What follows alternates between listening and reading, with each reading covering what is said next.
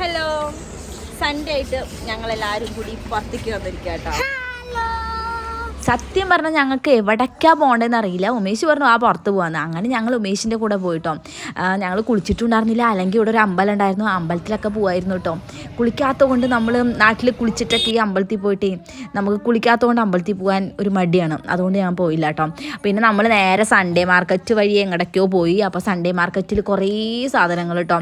First ദിവസം ആദ്യം ഒരു ദിവസം ഞങ്ങൾ പോയിട്ടുണ്ടായിരുന്നു ഇവിടെ വന്നേ. പിന്നെ അപ്പോൾ അവിടെ പോയപ്പോൾ നമ്മൾ മറ്റേ എൻട്രൻസിൻ്റെ അവിടെ വരെ മാത്രം അങ്ങനെ പോയുള്ളൂ. പക്ഷേ ഇത് അറ്റം വരെ ഉണ്ട് കേട്ടോ. ഇഷ്ടം പോലെ സാധനങ്ങളാണ്.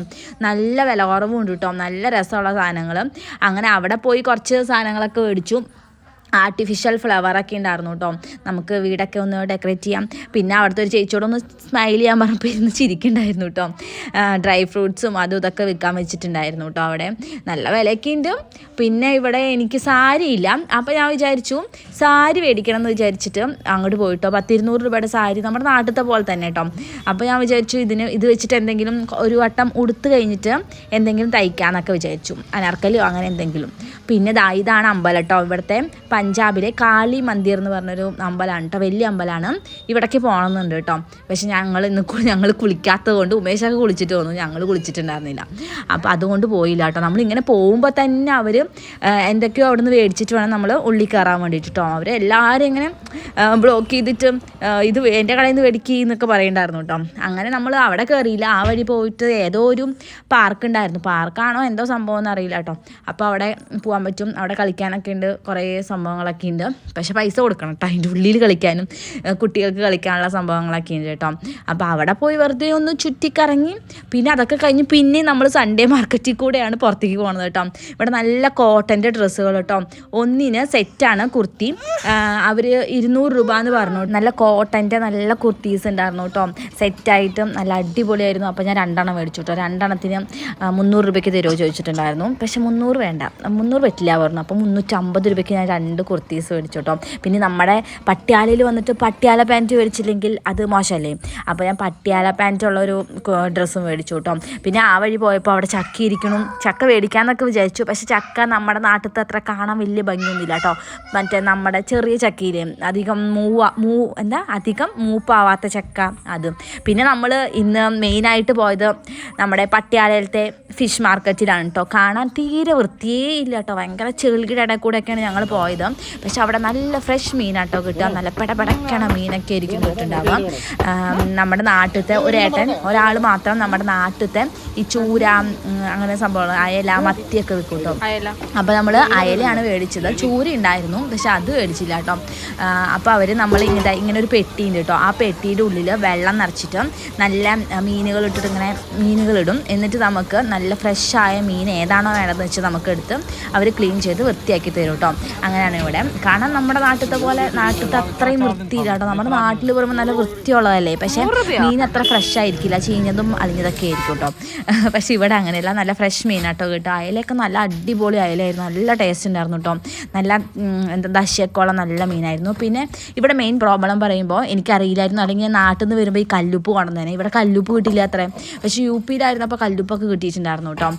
അതുകൊണ്ട് നമ്മൾ ഈ മീൻ വൃത്തിയാക്കുമ്പോൾ കല്ലുപ്പിൽ വേണം ഇങ്ങനെ തിരുമ്മി എടുക്കാൻ വേണ്ടിയിട്ട്. എന്നാലാണ് ആദ്യത്തെ ഇതൊക്കെ പോവുള്ളൂ, ആ വഴുവഴുപ്പും അതൊക്കെ പോവുള്ളൂ. പക്ഷേ ഞാൻ എൻ്റെ ഒരു സമാധാനത്തിന് വേണ്ടിയിട്ട് ഞാൻ നമ്മുടെ മൺചട്ടിയിൽ കുറച്ച് പൊടിയുപ്പൊക്കെ ഇട്ടിട്ട് അങ്ങോട്ട് വഴറ്റിയെടുത്തു. പിന്നെ ഫിഷ് മാർക്കറ്റിൽ നിന്ന് നമ്മൾ നത്തോലി പോലത്തെ ഒരു നത്തോലി മേടിച്ചിട്ടുണ്ടായിരുന്നു. നത്തോലി എന്നല്ല ഇതിന് പറയാം. ഇത് കണ്ടപ്പോൾ എനിക്ക് നാട്ടിലത്തെ നത്തോലി ഓർമ്മ വന്നു കേട്ടോ. കഴിക്കാൻ തോന്നിയിട്ട് മേടിച്ചതാണ്. ഉമേഷ് പറഞ്ഞു എന്തിനാ അഗി മേടിക്കണം, ഭയങ്കര പണിയാണ് നന്നാക്കാൻ എന്നൊക്കെ പറഞ്ഞു. അപ്പോൾ ഞാൻ പറഞ്ഞു ഉമേഷ് ചേട്ടാ നമുക്കിത് കൈ കൊണ്ട് ക്ലീൻ ചെയ്താൽ പെട്ടെന്ന് ക്ലീൻ ചെയ്യാൻ പറഞ്ഞു കേട്ടോ.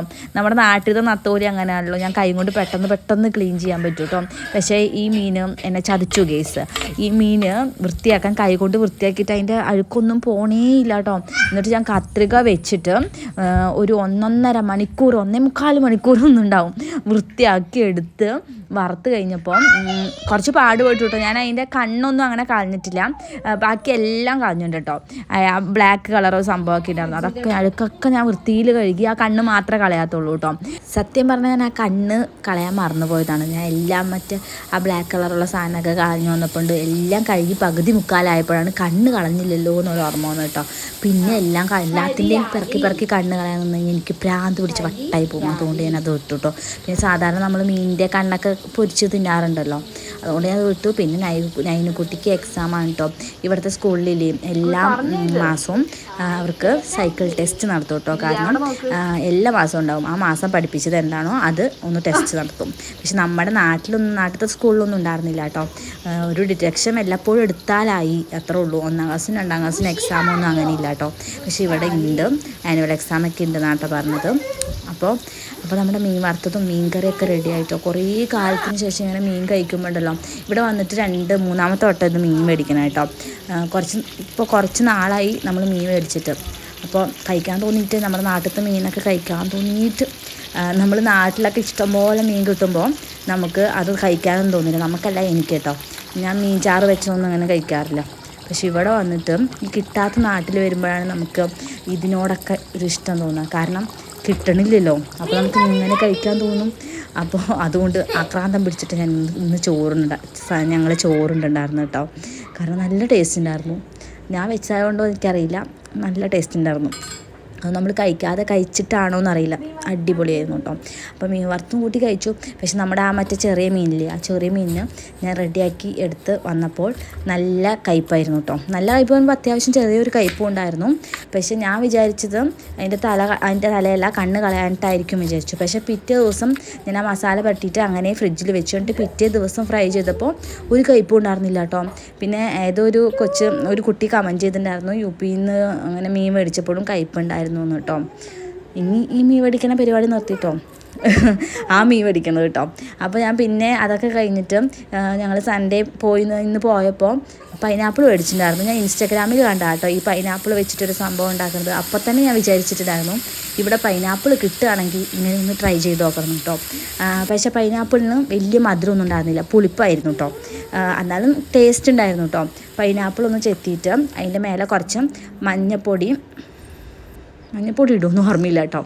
മുളക് പൊടി, കുരുമുളക് പൊടി, കുറച്ച് ഉപ്പ്, പഞ്ചസാര ഇട്ടിട്ട് ഓയിലൊന്ന് ചെറുതായിട്ടൊന്ന് ഫ്രൈ ചെയ്തെടുക്കുക കേട്ടോ. എന്നിട്ട് ലാസ്റ്റ് കുറച്ച് പഞ്ചസാര ഇട്ടിട്ട് കഴിച്ച് കഴിഞ്ഞാൽ നന്നായിട്ടുണ്ടാവും. ആ പൈനാപ്പിളിൽ കുറച്ച് മധുരം കൂടി ഉണ്ടായിരുന്നെങ്കിൽ കുറച്ചുകൂടി നന്നായിട്ടുണ്ടായിരുന്നതെന്ന് എനിക്ക് തോന്നി കേട്ടോ.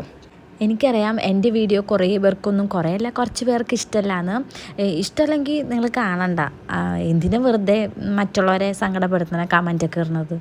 എനിക്കാണെങ്കിൽ പെട്ടെന്ന് സങ്കടം വരും, പെട്ടെന്ന് ദേഷ്യം വരുന്ന കൂടുതലാണ് കേട്ടോ.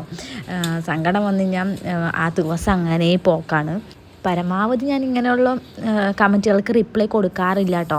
ചിലവരെല്ലാം കുറച്ച് പേരൊക്കെ ഇടാറുള്ളൂ കേട്ടോ, എല്ലാവരും ഒന്നുമില്ല കേട്ടോ, 1-2 പേരൊക്കെ റിപ്ലൈ കൊടുക്കാറില്ല. പക്ഷേ ഞാൻ ആ സമയത്ത് എനിക്ക് പെട്ടെന്നൊരു ദേഷ്യം അങ്ങോട്ട് കയറും.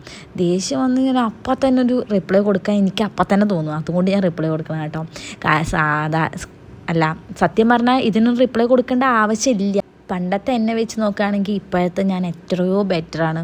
പണ്ടൊക്കെ ഒരു ചെറിയ കാര്യം കേട്ട് കഴിഞ്ഞാൽ ആ ഒരു ദിവസം ഒരാഴ്ചയൊക്കെ എൻ്റെ പോക്കാണ് കേട്ടോ. എന്തിനാ അവരങ്ങനെ പറഞ്ഞത്, ഞാൻ എന്ത് തെറ്റ് ചെയ്തിട്ടാണെന്നൊക്കെ ഇങ്ങനെ ആലോചിച്ചുകൊണ്ടിരിക്കും. പക്ഷേ ഇപ്പോൾ ഞാൻ അങ്ങനെയൊന്നും ശ്രദ്ധിക്കാറില്ല കേട്ടോ. എൻ്റെ കെട്ടിയവൻ പറഞ്ഞിട്ടുണ്ട്, ഇങ്ങനത്തെ ഓരോ കമൻറ്റുകൾ ഇങ്ങനെ വെറുതെ ഇരിക്കണവരിങ്ങനെ ഓരോ കമൻറ്റൊക്കെ ഇടും, നീ കാര്യമൊക്കെ നിന്ന് കഴിഞ്ഞാൽ നിനക്ക് അതിനെ സമയം ഉണ്ടാവുള്ളൂ എന്ന്. അതുകൊണ്ട് ഞാൻ അതൊക്കെ സ്കിപ്പ് ചെയ്ത് വിടാറാണ് പതിവ്. പക്ഷെ എന്നാലും നമുക്ക് ഒരു മനുഷ്യരല്ലേ, കുറച്ച് സങ്കടമൊക്കെ ഉണ്ടാവുമല്ലോ. പിന്നെ ഞാൻ ഈ പറയണ ഇഷ്ടമല്ല. പിന്നെ അതിൻ്റെ ഇടയ്ക്ക് ഞാൻ ഇട്ടിട്ട് എന്ന് ഞാൻ പറയും. പക്ഷെ ഞാൻ ഇട്ടിട്ടെന്ന് തന്നെയാണ് പറയണത്, പക്ഷേ ഇറ്റിട്ടെന്നല്ല പറയണത്. അത് നമ്മൾ സ്പീഡിൽ പറയുമ്പോൾ അങ്ങനെ ആയി പോണതാണ്. അതിന് എനിക്കൊന്നും ചെയ്യാൻ പറ്റില്ലല്ലോ. അതിന് ഓരോരുത്തർ കളിയാക്കൽ എനിക്ക് വലിയ കുഴപ്പമൊന്നുമില്ല കേട്ടോ. കളിയാക്കണ ഒരു കളിയാക്കിക്കോട്ടെ അല്ലേ, എന്തിനു നമ്മളൊക്കെ മൈൻഡ് ചെയ്യാൻ പോണത്.